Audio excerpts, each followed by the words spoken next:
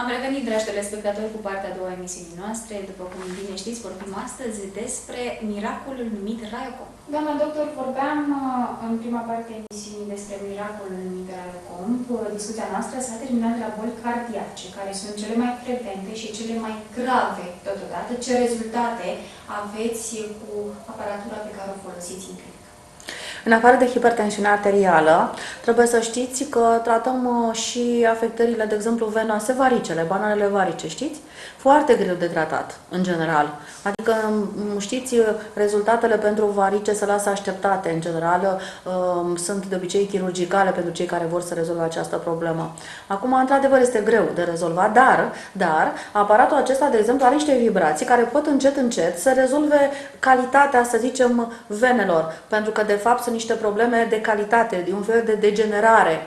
E un fel de tumoră, știți? E o tumoră a vasului de sânge. Da, nu este, să zicem, de natură canceroasă, dar e tot o tumoră. Este un fel de ceva în regulă, o vibrație negativă la nivelul venelor. Știți? Cam așa arată. Și această energie negativă se duce la distrugerea pur și simplu venelor și atunci se formează un fel de dilatații varicoase care, apropo, se tratează cu acest aparat. În afara picăturilor de acupunctură pe care le folosesc și care sunt foarte bune și ele și creme speciale avem, dar există și frecvență pentru varice și eu am paciente care, să știți, care vin pentru supleța picioarelor lor ca să poată să rezolve această problemă. Și asta iar e o noutate. Pe de altă parte, angina pectorală, știți, aici să facem un cadru la inimă, pentru că tocmai avem, de exemplu, niște imagini care ne arată cum putem să vindecăm epicardul, pericardul, miocardul, care miocardul, apropo, este afectat, de exemplu, în infarctul miocardic și am avut pacienți, am vorbit și în alte emisiuni, și de asemenea cum putem să rezolvăm și problemele care țin, de exemplu, aici este vorba de ventriculul drept, apoi urmează ventriculul stâng. Practic avem o rezolvare și pentru valve. Și, de exemplu, în stenoza mitrală. Marea majoritate a pacienților nu știu și poate nici medicii că putem să rezolvăm încet, să ameliorăm și chiar să vindecăm, depinde de stadiu, toată patologia valvulară, unde acolo este foarte greu de rezolvat ceva, de exemplu, cu tratament. Nu prea există tratamente decât chirurgie operatorie, care e destul de riscantă, destul de scumpă, așa. Aparatul acesta este un fel care așa un fel de bisturiu, să zicem, vibratoriu, care poate să duce să rezolve, reparatoriu, care poate să fie vindecător la nivelul astfel al acestor afecțiuni, ca de exemplu cum sunt, să zicem, problemele valvelor, da? Dar, de exemplu, putem rezolva și aritmiile. Aritmiile nu prea sunt de obicei vindecabile. Am foarte mulți pacienți cu aritmii, decât depind, bineînțeles, de tratament, cam pe viață și arată o ineficiență, în primul rând, a inimii. Trebuie să știți, uitați, această frecvență este a nodului sinuzal, poate să ajute ca inima să bată din nou ritmic, pentru că, de fapt, inima este reglată de niște zone foarte sensibile, care sunt acești noduri. Nodul sinoatrial, nodul atrioventricular și, uitați, conductivitatea sistemului inimii. Și numai prin simpla, să zicem, vibrație se poate rezolva. Dar să știți că aritmiile cardiace sunt iar de cauză renală. De cele mai multe ori, rinichiul fiind cel care coordonează din punct de vedere energetic inima. Și atunci trebuie să știți că, hai să ne uităm la rinic, de obicei este o afectare, dăm frecvența și pentru aritmia cardiacă, rezolvăm și cauza care este rinichiul și așa rezolvăm aritmiile. Eu am pacienți, n-a existat pacient care să vină cu aritmie pe care să nu pot rezolva foarte rapid aici, să știți. Pe de altă parte, spuneam că există frecvențe și pentru afectările, să zicem, inimii de origine psihică. Dumneavoastră știți că poți să bate inima foarte tare dacă te sperii sau dacă ai o afectare psihoemoțională. Noi avem vibrație și pentru acest lucru, adică pentru stresul emoțional, pentru persoane care sunt foarte emoționale și care conduc în final, să zicem, la o dereglare a bătăilor inimii. Dar o altă legătură fizică și energetică profundă, cum spuneam, este între bolile cardiace, este cu ficatul, pentru că am spus că există această cauzalitate pe partea stângă a rinichiului și pe partea dreaptă a ficatului, ca și, să zicem, lucruri care pot conduce la o boală de inimă. Acum, ficatul, știți, este sediul urii, știți? Eu tot spun acest lucru, este sediul, adică energiilor negative de supărare. Ce este ficatul? Este să zicem, un alt filtru. De fapt, definiția lui este mai complexă. Este un fel de laborator chimic în care organismul încearcă să transforme energiile negative în energii pozitive sau măcar să ne neutralizeze. Dar dacă noi dăm mereu și dăm mereu și dăm mereu energie negativă, de supărare, de nemulțumire, de dezamăgire, de critică, de autocritică, cam ceva de genul ăsta, trebuie să știți că el nu mai face față, se ia cu mâinile de cap și zice, aoleu, ce mă fac? Și trebuie să știți că în momentul în care face acest lucru, încearcă să depoziteze, face o șmecherie și încearcă să depoziteze aceste energii negative în celule grase și se îngrașă el personal, se face hepatosteatoză. Foarte multe persoane au hepatosteatoză și nu înțeleg semnificația acestei afectări hepatice. Înseamnă că ficatul e prea plin. Adică emoțional noi nu lucrăm bine și va trebui ca să putem să slăbim, să scădem nivelul de trigliceride din ficat, trebuie să încercăm să facem o curățare emoțională și energetică a ficatului. Nu e vorba numai de detoxifiere, să zicem, pe care o facem primăvara sau așa simplă în fizic. Este vorba de o detoxifiere emoțională care putem să o facem. Și la acest aparat se poate face acest lucru și asta e tot o minune. Că până acum nimeni nu s-a gândit că hepatitele, de exemplu, că următorul etapă după hepatosteatoză sunt hepatitele. Da? Următorul nivel, adică dacă scade foarte mult capacitatea, să zicem, de imunitate personală a ficatului, ce credeți că se întâmplă cu el? Devine un receptor pentru virus. Și atunci este ca și când spune, hai vino cu la mine că eu am un pat aici pregătit pentru tine. Virusul de tip A, de tip B, de tip C, de tip D, delta și toate celelalte. Și ne gândim de ce facem noi hepatite. Îi facem hepatită pentru că ficatul nostru atrage acest lucru. Adică ficatul nostru îmbâxit, să zicem, emoțional, atrage aceste energii, să zicem, care sunt scăzute, pe care le reprezintă acest virus. Și să știți că noi avem aici frecvențe vindecătoare, neutralizatoare pentru frecvențele negative a acestor virus. E foarte important, pentru că la ora asta eu am niște rezultate foarte bune. Am avut o pacientă care a venit aici în clinică, am plecat după aia în străinătate și a luat un set de picături, să zicem, de acupunctură și a făcut ore întregi până să plece, așa mai în grabă că pleca, la acest aparat.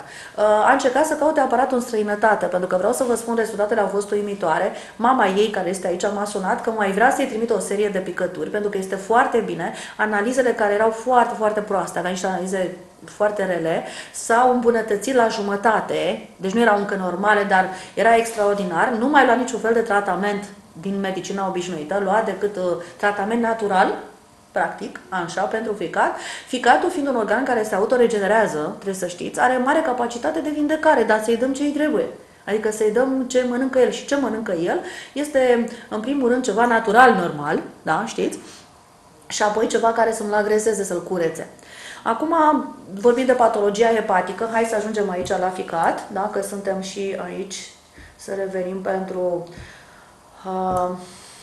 ficat, trebuie să știți că putem să ajutăm foarte mult ficatul. În primul rând, în afară de aceste hepatite cronice cu virus, da, pot să ducă la ciroze, știți acest lucru. Eu am pacienți cu ciroze, mai greu de vindecat o ciroză, pentru că este un stadiu, să zicem, mai terminal, dar să știți că sunt șanse, chiar dacă este ascită, chiar dacă, să zicem, că ficatul este degenerat, pentru că, apropo, ca o minune, trebuie să știți că, apropo de minuni, acest aparat are niște frecvențe pentru regenerare hepatică, adică îi dai pur și simplu stimulez ca să înceapă regenerarea. E foarte interesant.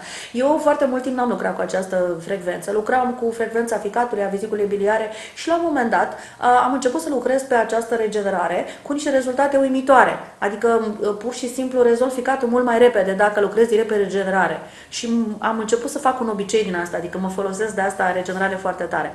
Dar, de exemplu, putem să avem și calcul. Știți dumneavoastră că pot să fie calcul biliar, care ce credeți că sunt?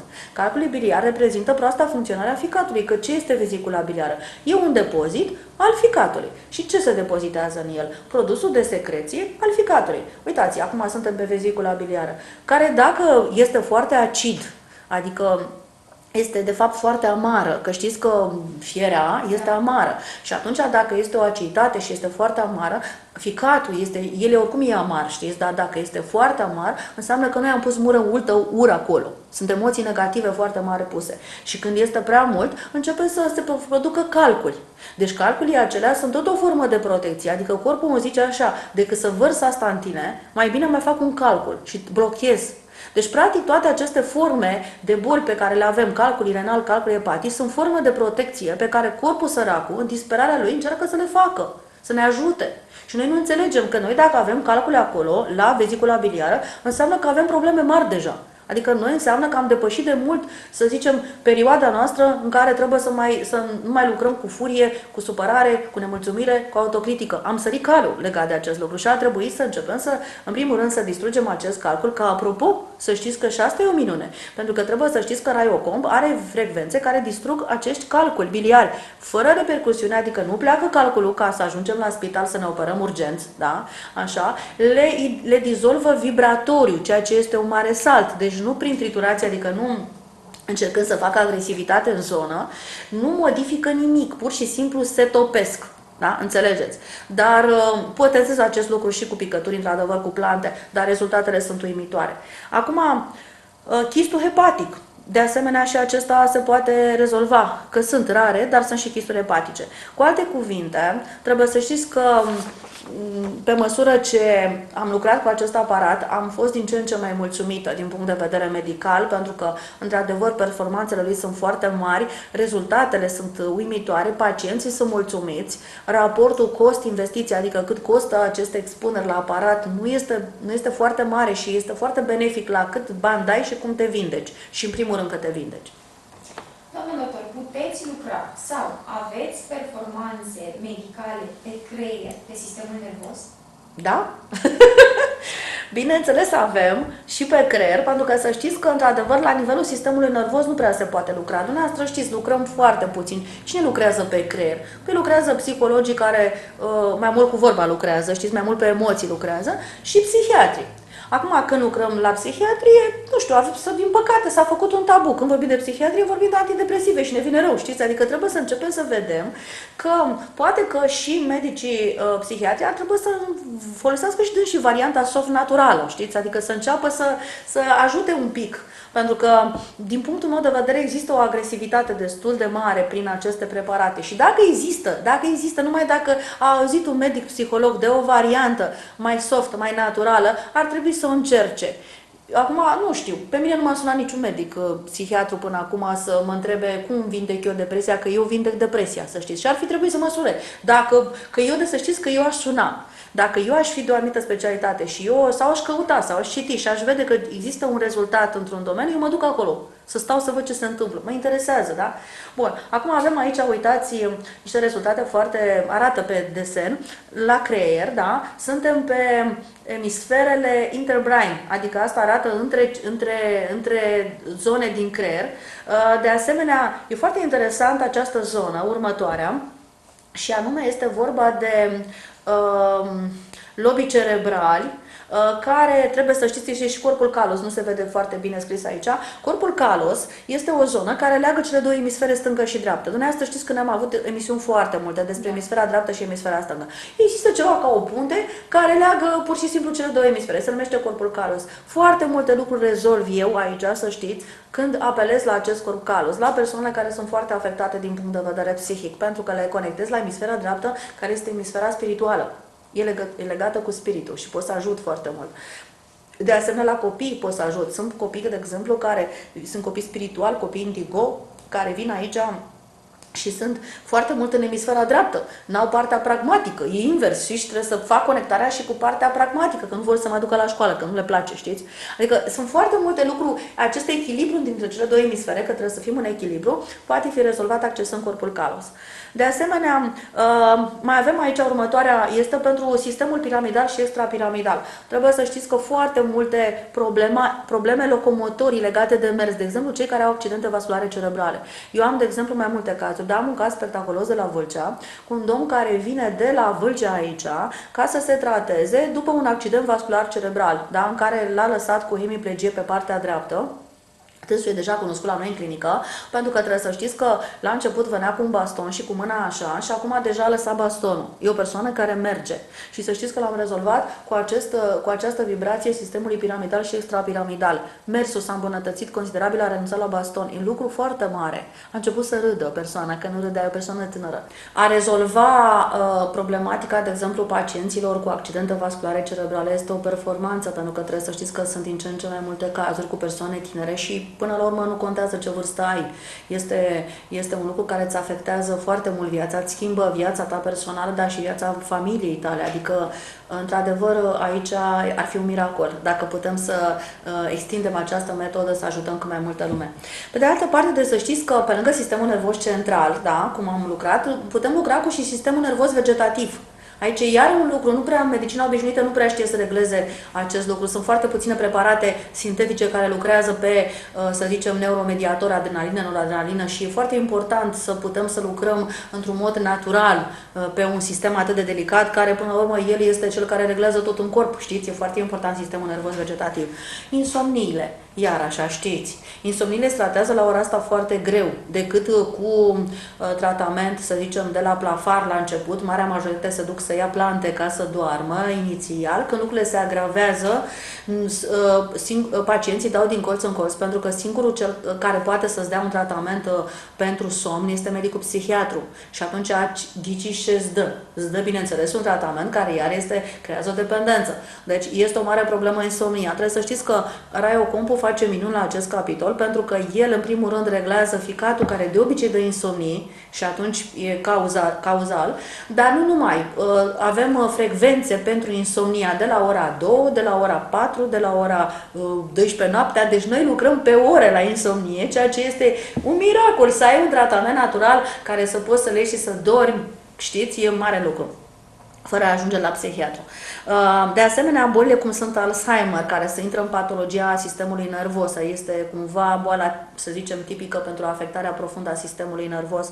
Scleroza multiplă, care este legată de dopamina, neuromediatorul secretat în creier. De asemenea, boala Parkinson, care este o boală cu afectare, într-adevăr, este o boală cronică, nevindecabilă, care afectează în special vârsta a treia. Trebuie să știți că toate acestea, de exemplu, sunt niște lucruri, niște boli care le putem ameliora și chiar vindeca, depinde de caz, depinde de vârstă, depinde de gravitate, le putem rezolva la nivelul, prin vibrații, la nivelul Raiocompului. Migrenele, foarte tipice la femei, trebuie să știți, care pot să fie de două feluri, pot să fie migrene, să zicem, în partea posterioară și atunci sunt legate de vezica urinară, că ghiciși pe acolo trece ea și sunt legate de patologia renală, deci pot să fie migrene care să aibă cauzalitate rinichiu și vezica urinară și migrenele care sunt în zona frunții, la tâmplă, sunt legate de meridianul 3 focare și trebuie să știți că se pot rezolva foarte simplu, foarte simplu. După rezolvarea acestui meridian nu mai e migrene de genul acesta. Și de asemenea cele care sunt, să zicem, frontale, care sunt legate de ficat. De asemenea, depresia. Că de depresie atât am vorbit, dar trebuie să știți că și niciodată nu este suficient să vorbim încă o dată și încă o dată de depresie, pentru că e din ce în ce mai mari, din ce în ce mai multe cazuri. Aproape că intră în competiție cu bolile cardiace. La ora asta sunt depresii la copii mici, să știți, care nu le catalogăm, că nu le investigăm, că nu știm că sunt, dar trebuie să știți că pe aparatele, pe electrosomatograf și la acest aparat se pot identifica și trata. Și de asemenea patologia, și ca să închei așa, să scurtez, patologia endocrină, suntem aici la glande, trebuie să știți că noi putem lucra pe toate glandele. De exemplu, cum este glanda pineală. Glanda pineală care are legătură și cu spiritualitatea noastră, știți acest lucru. Apoi pe melatonină și putem să reglăm somnul, că știți că este legat de somn. De asemenea, putem să reglăm hipotalamusul și uitați-vă, avem un centru de dormit, Sleep Watching Centru, adică pentru a putea dormi. Și de asemenea putem regla orice aici, pentru că avem toate glandele de sus până jos, inclusiv hipofiza, inclusiv hormonul de creștere, de exemplu, sau, de exemplu, hormonii sexuali. E foarte important. Până și dopamina, de exemplu, care este legată și de scleroza multiplă și de boala Parkinson, putem să le tratăm. Și, bineînțeles, minunea care se numește serotonină, care înseamnă hormonul fericirii. Și e foarte important că putem și avem aceste posibilități să lucrăm. Și fiindcă, ca să închei, am ajuns aici la hormonii sexuali, de exemplu, putem să tratăm cu acest aparat și afecțiunile ginecologice, ca, de exemplu, să reglăm menstruația, care poate fi polimenoree, amenoree și toată gama, de asemenea fibroamele uterine, chisturile uterine, endometrioza, care până acum nu se vindecă, trebuie să știți. Eu nu știu cazuri de vindecare decât rare la endometrioză. Este o boală rară, dar din ce în ce mai, să zicem, care crește și atunci trebuie să știți că la acest aparat se poate, eu am obținut rezultate deja și de asemenea afectările, de exemplu, la prostată, la bărbați, că iar sunt foarte, foarte frecvente. Doamna doctor, există vibrații pentru germeni patogeni, bacterii, virus și boala Lyme? Aveți metode de tratament modern? Da, pentru borelia. Borelia sau boala Lyme, da, într-adevăr. Trebuie să știți că m-ați întrebat pentru că, într-adevăr, este o boală care în ultimul timp s-a vorbit de ea mult la televizor. Noi avem frecvența pentru borelia, foarte interesant. Eu am pacienți pe care i-am rezolvat cu această boală, adică cu negativare, și sunt de asemenea pacienți care vin în această clinică de la distanță pentru vindecările, să zicem, pe borelia.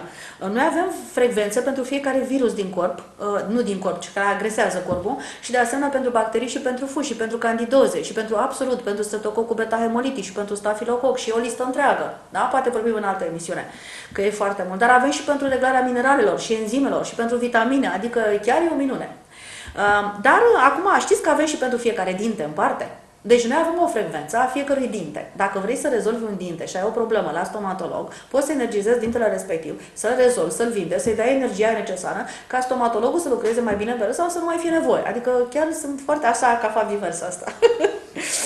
Așa, că poate să lucreze și un stomatolog cu acest aparat.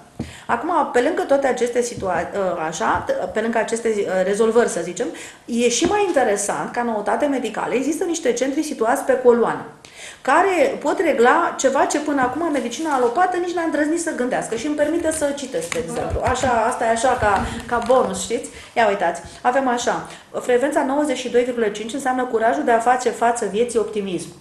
Până acum, eu în medicină n-am văzut asta, să existe ceva ca să faci asta. Apoi ceva pentru, de exemplu, centrul viselor, știți, avem. De asemenea, controlul greutății.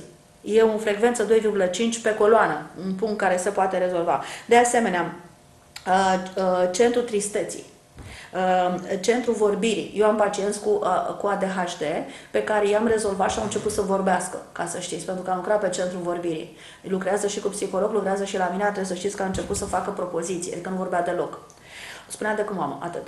De asemenea, avem centrul altruismului și există de asemenea centrul inspirației, există centrul intelectului, există de asemenea și centrul creativității. Până acum nu am văzut așa ceva și e interesant să putem să abordăm. Dar, în excelență Raiocomp, ca să fac așa că ne apropiem de final, cred că, este un aparat care curăță, armonizează energiile corpului uman din meridiane și din chakre. Deci, practic, noi lucrăm acum, când lucrăm la Raiocomp, lucrăm pe energii. Asta e foarte important. Și o să vă arăt acum cum arată energiile și chakrele, să ne aducem aminte, pentru că trebuie să știți că este un aparat bioinformațional. Până la urmă, asta facem aici. Este un aparat bioinformațional, să ieșim din program și să mergem la chakre, de exemplu. Ce facem noi? Practic, el resetează corpul. Adică corpul nostru, de exemplu, în boală, este setat greșit. Adică e o virusare acolo, se întâmplă ceva și îl resetează la vibrațiile originale, la vibrațiile de sănătate. Practic, dă niște informații, că asta facem în corp, niște informații vibratorii în celulele fiecărui organ. Acum știți că lucrând, observați aici se lucrează pe chakre, știți, deja pacienții noștri știu, la televizor s-a arătat, deci practic lucrăm atât în corpul fizic, în fiecare celulă se poate ajunge și regla, până la urmă lucrăm și pe ATP-ul membranei celulare, adică despre ce vorbim, dar se poate regla energia din meridiane, energia din chakre și energia aurei. Practic, eu să știți că pe fiecare sâmbătă și duminică îmi folosesc aceste aparate ca să-mi curăț aura personală, pentru că sunt o persoană care lucrez cu foarte multă energie aici, da, curăț și ceva ce nu e bine și atunci trebuie să știți că fără să vreau sunt afectată și eu îmi curăț săptămânal aura mea personală și energiile și chakrele ca să pot să fiu luni sănătoasă perfect, pentru că trebuie să fiu un reper de sănătate pentru pacienții mei. Acum, de asemenea, Raiocomp poate folosi tehnici, să zicem, informaționale, gen orbită microcosmică, am vorbit în alte emisiuni, adică intru pe niște meridiane speciale care sunt ca orbită, că de aia se numește orbita microcosmică, care eliberează, ce credeți, în corpul emoțional, eliberează emoțiile blocate, ca de exemplu, energii negative, ca de exemplu sentimentul de vină. Care, să știți că până acum în medicină, eu n-am văzut pe cineva care să ocupe în medicină să scoată vina din corpul uman. Psihiatru și psihologul mai face acest lucru. Dar să știți că asta este o metodă foarte eficientă. Adică este o metodă naturală care chiar dă rezultate cu acest lucru. Adică scoate pe bune vina. Mai există și remedii florale Bach pentru vină, ca să știți. Deși lucrează în fizic, Raiocomp de asemenea face ceva miraculos în sensul că este primul aparat medical care te poate elibera de durere sufletească. Și asta e tot un miracol. Și trebuie să știți că până acum omenirea nu știu să lucrez în acest sens de vindecare cu această energie destructivă care este durerea sufletească, care este cea mai grea și este povara cea mai greu de dus pentru ființa umană.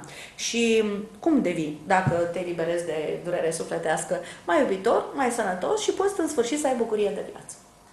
Doamna doctor, emisiunea noastră a ajuns la final, din păcate, spun, deoarece și de data aceasta ne-ați oferit informații foarte, foarte interesante. Ne vedem săptămâna viitoare. Eu vă mulțumesc pentru faptul că ne-ați găzduit și ne-ați oferit atâtea informații noi și cu siguranță ne pregătiți noi surprize. Doamnelor, domnilor, vă mulțumesc și dumneavoastră. Rămâneți în continuare pe Argeș TV. Până data viitoare, eu vă doresc toate cele bune, să aveți o săptămână frumoasă. La revedere!